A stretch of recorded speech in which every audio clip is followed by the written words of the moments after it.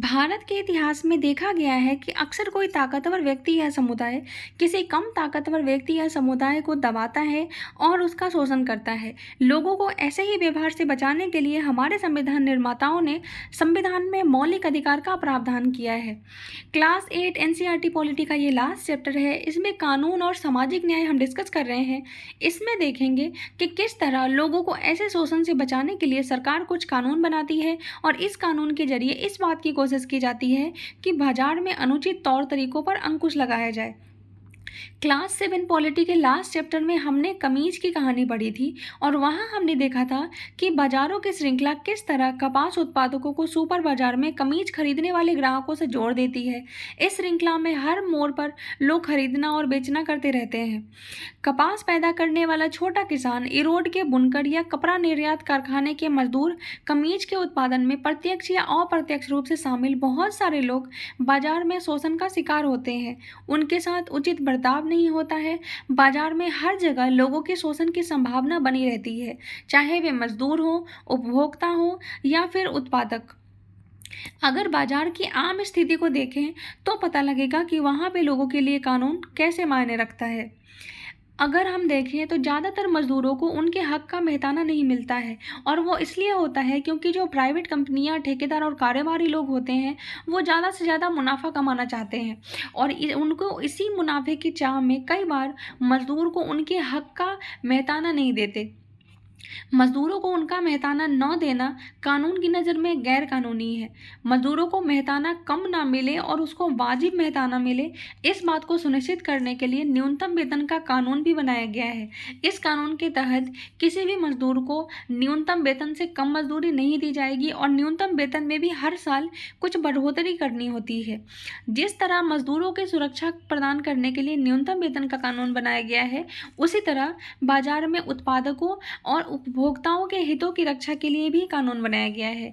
इस कानून के जरिए मजदूर, उपभोक्ता और उत्पादक तीनों के संबंध को इस तरह संचालित किया जाता है कि उनमें से किसी का भी शोषण ना हो।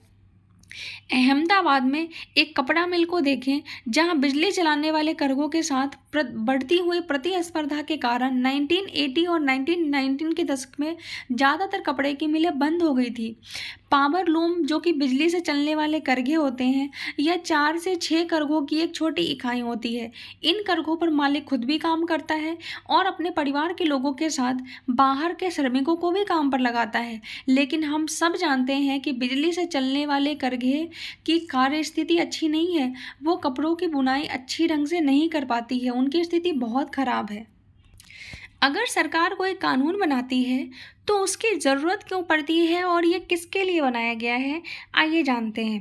सरकार जब कोई कानून बनाती है तो इसकी ज़रूरत क्यों है और यह किसके हित में बनाया गया है, इसको हम कुछ एग्जाम्पल के थ्रू समझेंगे। एक कानून जो कि अभी हमने पढ़ा, न्यूनतम मेहताना का कानून, इसमें यह निश्चित किया गया है कि किसी भी व्यक्ति को मेहताना एक निर्धारित न्यूनतम राशि से कम नहीं होनी चाहिए। इसकी ज़रूरत इसलिए पड़ी क्योंकि बहुत सारे लोगों को, बहुत सारे मज़दूरों को उनके मालिक सही मेहताना नहीं देते हैं। क्योंकि मज़दूरों को काम की ज़रूरत होती है, इसलिए वे सौदाबाजी भी नहीं कर पाते और बहुत कम मजदूरी पर ही काम करने को तैयार हो जाते हैं। यह कानून उस सारे मजदूर, खास तौर से खेत मजदूर, निर्माण मजदूर और फैक्ट्री मजदूर, घरेलू नौकरों के हितों की रक्षा के लिए बनाया गया है। ऐसा ही एक कानून जो कि कार्यस्थल पर पर्याप्त सुरक्षा व्यवस्था का इंतजाम करने वाला है। इसमें चेतावनी, अलार्म और आपातकालीन द्वार के सही ढंग से काम कर रहे हैं यह सुनिश्चित किया जाता है। क्योंकि अगर किसी कंपनी में आपातकालीन द्वार और अलार्म ना हो तो वहाँ होने वाले किसी भी संभव घटना का शिकार उन्हीं मजदूरों को होना होता है जो वहाँ काम करते हैं या फिर वहाँ के आसपास के लोग जो कि बिल्कुल निर्दोष हैं। चीज़ों की गुणवत्ता निर्धारित मानकों के अनुरूप होनी चाहिए, यह बताने वाला भी कानून है। क्योंकि विद्युत उपकरणों, भोजन, दवाई, इन सब की खराब गुणवत्ता के कारण उपभोक्ताओं के जीवन खतरे में पड़ सकते हैं। जरूरी चीज़ जैसे कि चीनी, मिट्टी का तेल, अनाज, इन सभी की कीमत को नियंत्रण करने वाला भी कानून है। ऐसे गरीब के हितों की रक्षा के लिए है जो इन चीज़ों की भारी कीमत वहन नहीं कर सकते। ऐसे कानून जो फैक्ट्रियों को हवा या पानी में प्रदूषण फैलाने से रोकते हैं, क्योंकि अगर उन्हें नहीं रोका गया तो वहाँ की वो हवा और पानी को इतना प्रदूषित कर देंगे कि लोगों का ऐसी हवा में सांस लेना और साफ पानी पीना भी मुश्किल हो जाएगा। कार्यस्थल पर बाल मजदूरी रोकने वाला कानून, यह कानून हमारे मौलिक अधिकार में भी दिया गया है। मजदूर यूनियन संगठन बनाने से संबंधित कानून, यूनियनों में संगठित होकर मजदूर अपनी संयुक्त ताकत के सहारे सही वेतन और बेहतर कार्य स्थितियों के लिए आवाज़ उठा सकते हैं। इन सभी कानून के बारे में पढ़ा, लेकिन क्या कानून बना देना ही काफ़ी होता है? सरकार को यह भी तो सुनिश्चित करना चाहिए कि कानून सही ढंग से लागू हुआ भी है या नहीं। कानून को लागू करना उतना ही ज़्यादा ज़रूरी होता है जितना कि इसको बनाना। और जब कोई कानून ताकतवर लोगों से कमज़ोर लोगों की रक्षा के लिए बनाई जाती है तो उसको लागू करना और भी ज़्यादा महत्वपूर्ण बन जाता है। जैसे कि मजदूर को अगर वेतन दिलाने का काम है तो इसके लिए सरकार को नियमित रूप से कार्यस्थलों का निरीक्षण किया जाना चाहिए, और अगर कोई कानून का उल्लंघन करता है तो उसे सज़ा देना चाहिए। क्योंकि अगर मजदूर गरीब है या शक्तिहीन है तो आमदनी गंवाने या बदले की कार्रवाई के डर से वह कम वेतन पर भी काम करने को तैयार हो जाता है। और मालिक भी इस बात को अच्छी तरह समझते हैं और वे अपनी ताकत का इस्तेमाल करते हैं ताकि मजदूरों से कम पैसे पर काम कराया जा सके। ऐसी सूरत में यह बहुत ज़रूरी होता है कि संबंधित कानून को अच्छी तरह से लागू किया जाए। इन कानूनों को बनाने, लागू करने और कायम रखने के लिए सरकार व्यक्तियों या निजी कंपनियों की गतिविधियों को नियंत्रित कर सकती है ताकि सामाजिक न्याय सुनिश्चित किया जा सके। इनमें बहुत सारे कानूनों का जन्म भारतीय संविधान में दिए गए मौलिक अधिकारों से हुआ है। जैसे कि अभी आप हमने पढ़ा कि शोषण के मुक्ति से अधिकार। इसका मतलब यह होता है कि किसी को भी कम पैसे देकर काम कराने या फिर बंधुआ मजदूर के तौर पर काम कराना। बंधुआ मजदूर वो होता है जिनको थोड़े से पैसे देकर खरीद लिया जाता है, उनको काम करने के लिए मजबूर नहीं किया जा सकता। संविधान में यह भी कहा गया है कि 14 साल से कम उम्र के बच्चे को किसी को भी किसी कारखाने, खदान या किसी ऐसे खतरनाक व्यवसाय में काम पर नहीं रखा जाएगा। व्यवहार में यह कानून किस तरह सामने आते हैं, ये कानून सामाजिक न्याय की चिंता किस हद तक संबोधित करते हैं, इस चैप्टर में हम ऐसे ही किसी सवाल का पड़ताल करेंगे।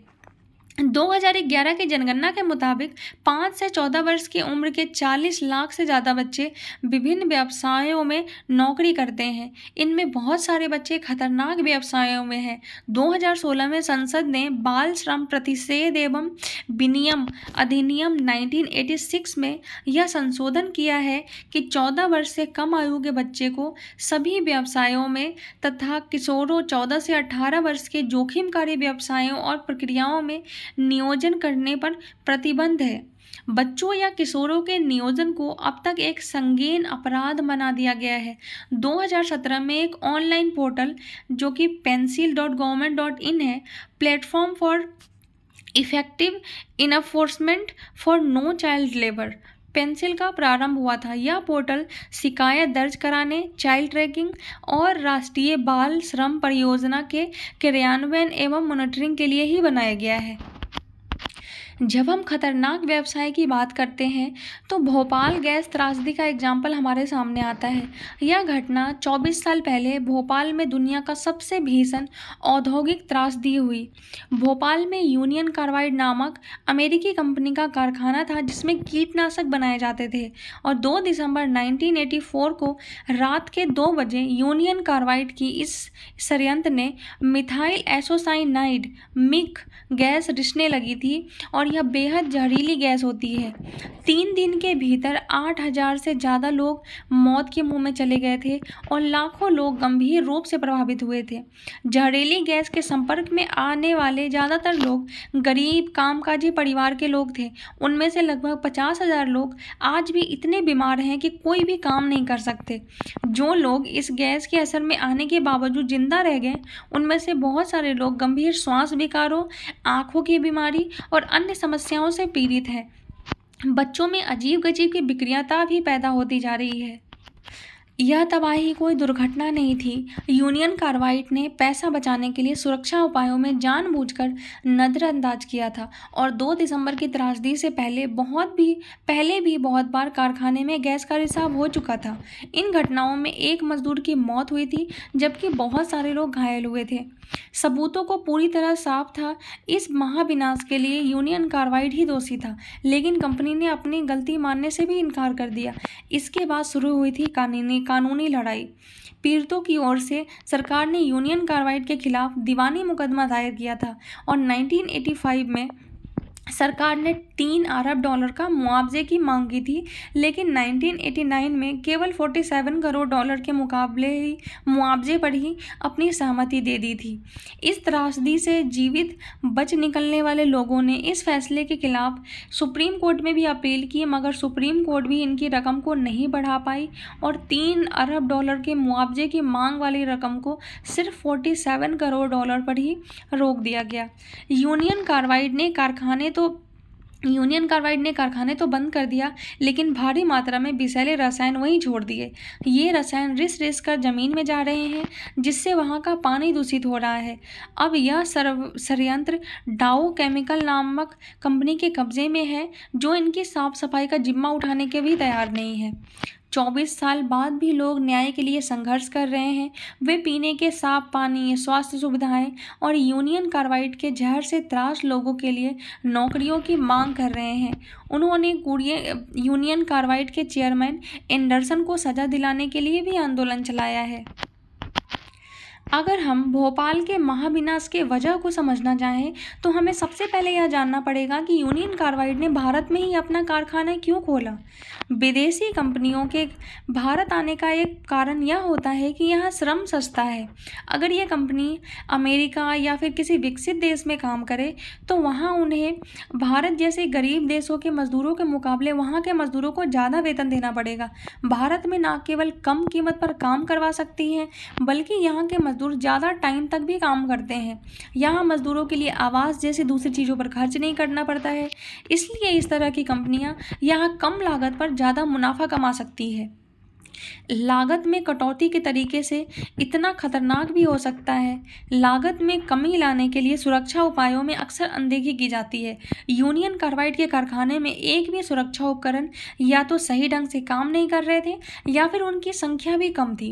1980 से 1984 के बीच मिग संयंत्र के कामगारों के दल की संख्या 12 से घटाकर 6 कर दी गई थी। अब मजदूरों के लिए सुरक्षा प्रशिक्षण की अवधि तो 6 महीने से घटाकर 15 दिन की ही कर दी गई थी। मिग कारखाने के लिए रात की पाली के मजदूर को खत्म ही कर दिया गया था, उस पद को ही हटा दिया गया था।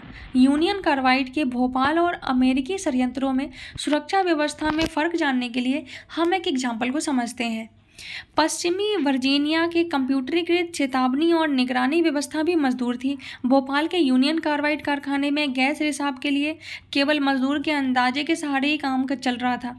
पश्चिमी वर्जीनिया में खतरा पैदा होने पर लोगों को सुरक्षित स्थानों पर भी ले जाया जाता है, लेकिन भोपाल में ऐसी कोई व्यवस्था नहीं थी। हमने देखा कि अलग अलग देशों में सुरक्षा मानकों में इतना फ़र्क है, लेकिन यह फ़र्क क्यों है और दुर्घटना हो जाने के बाद पीड़ितों को इतना मामूली मुआवजा क्यों दिया जा रहा है? इस बात का जवाब यह है कि भारतीय मजदूरों का मोल अभी भी ज़्यादा नहीं माना जाता है। एक मजदूर जाता है तो फ़ौरन उसकी जगह दूसरा मिल सकता है। यहाँ बेरोजगारी इतनी ज़्यादा है कि थोड़ी सी तनख्वाह के बदले न जाने कितने लोग असुरक्षित स्थितियों में भी काम करने को तैयार हो जाते हैं।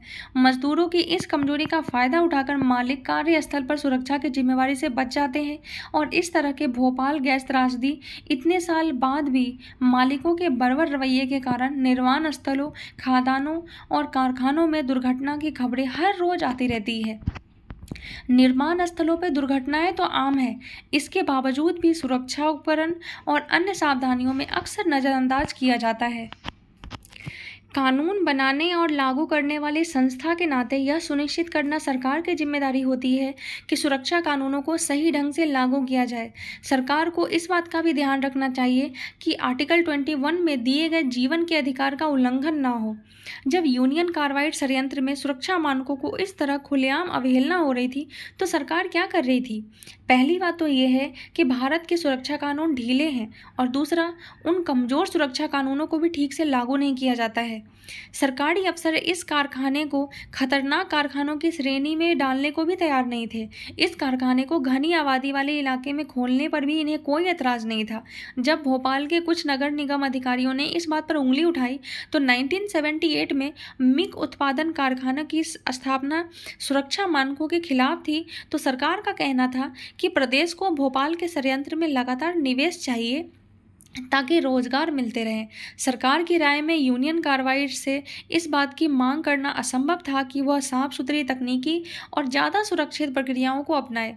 सरकारी निरीक्षण कारखाने में अपनाई जा रही दोषपूर्ण प्रक्रियाओं को बार बार मंजूरी देते रहे और जब गैस कारखाने में बार बार गैस का रिसाव होने लगा तो सबको यह बात समझ में आ चुकी थी कि कहीं कुछ भारी गड़बड़ी चल रही है।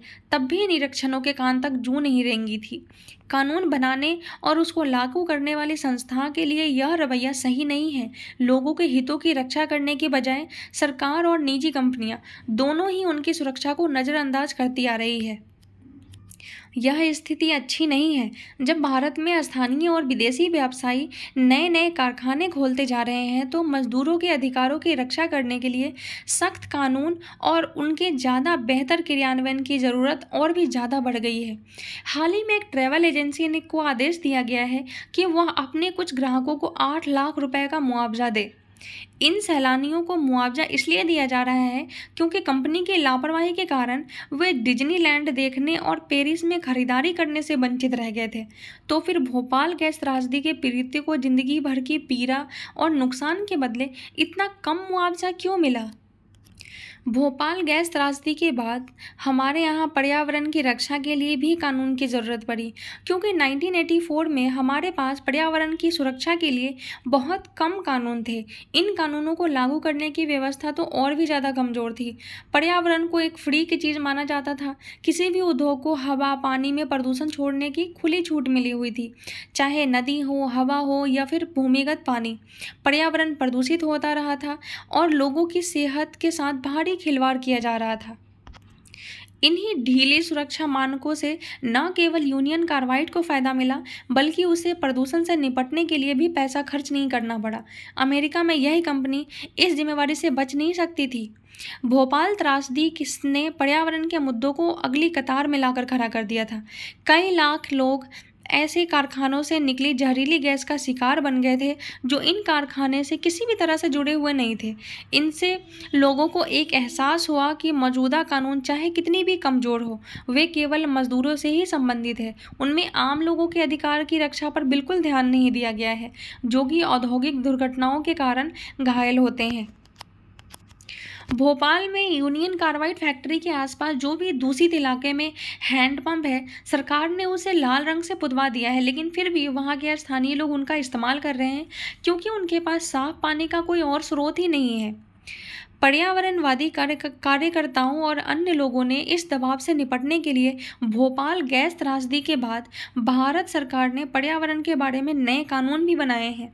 पर्यावरण के नुकसान से बचाने के लिए प्रदूषण फैलाने वाले को ही जिम्मेवार माना गया है।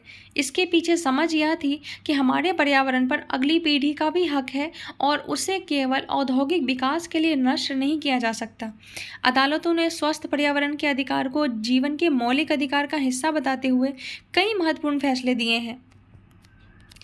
ऐसा ही एक फैसला जो कि सुभाष कुमार बनाम बिहार राज्य 1991 में हुआ था। इस मुकदमे में सुप्रीम कोर्ट ने जीवन का अधिकार संविधान के आर्टिकल 21 के तहत एक मौलिक अधिकार है और इसमें प्रदूषण मुक्त हवा, पानी, इन सब का यह सरकार की जिम्मेदारी है कि वह प्रदूषण पर अंकुश लगाने, नदियों को साफ रखने और जो दोषी है उन पर भारी जुर्माना लगाने के लिए कानून और प्रक्रियाएं तय करे। हाल ही में न्यायालय ने पर्यावरण से जुड़े मुद्दों पर कई कड़े आदेश दिए हैं। ऐसे आदेश ने कई लोगों के रोजी रोटी पर भी बहुत बुरा असर डाला है।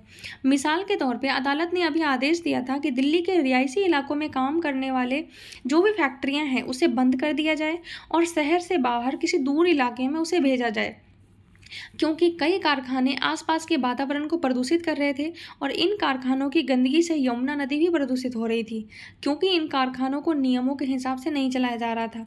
अदालत की इस फैसले से एक समस्या तो खत्म हो गई, लेकिन नई समस्या पैदा हो गई। उस फैक्ट्री को कहीं बाहर जाके खुलने की वजह से कई मजदूरों का रोजी रोटी छिन गया। उन्हें भी बहुत दूर दराज इलाकों में जाना पड़ा, जहाँ पे वो फैक्ट्री दोबारा से चालू हो रही थी। लेकिन प्रदूषण की यह समस्या किसी नए इलाके में पैदा हो रही है और ये इलाके प्रदूषित होने लग रहे हैं। मजदूरों की सुरक्षा संबंधित स्थिति का मुद्दा तो अभी भी वैसा का वैसा ही है। भारत में पर्यावरणीय मुद्दों पर हुए ताज़ा रिसर्च से यह बात सामने आई है कि जो मिडिल क्लास के लोग हैं उनको पर्यावरण की चिंता तो होने लगी है, लेकिन वे गरीबों की पीड़ा पर ध्यान नहीं देते। बहुत सारे लोगों को यह समझ आ गया है कि शहर को सुंदर बनाने के लिए आसपास में जो बस्तियां हैं, झुग्गी झोपड़ी हैं, उसे हटाना चाहिए और प्रदूषण फैलाने वाली फैक्ट्री को शहर से बाहर ले जाना चाहिए।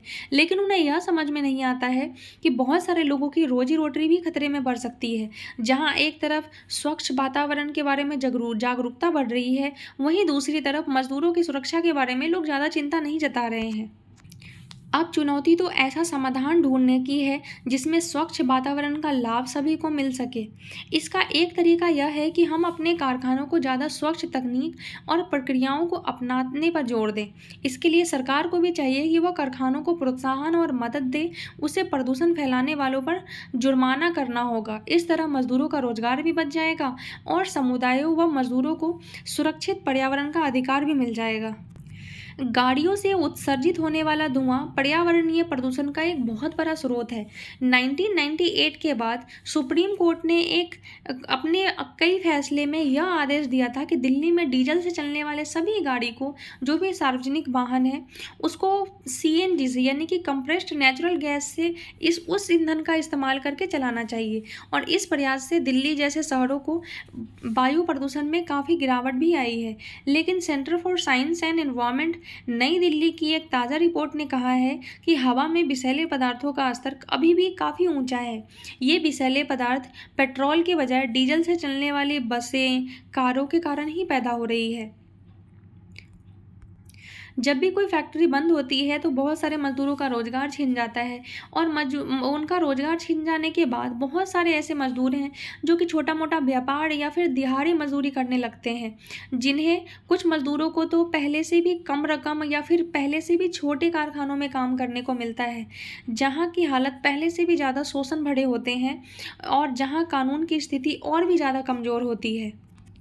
विकसित देश अपने विषैले और खतरनाक उद्योगों को विकासशील देश में ले जा रहे हैं ताकि इन देशों के जो कमज़ोर कानून हैं उनका फ़ायदा उठा सकें और अपने देश को साफ सुथरा रख सकें।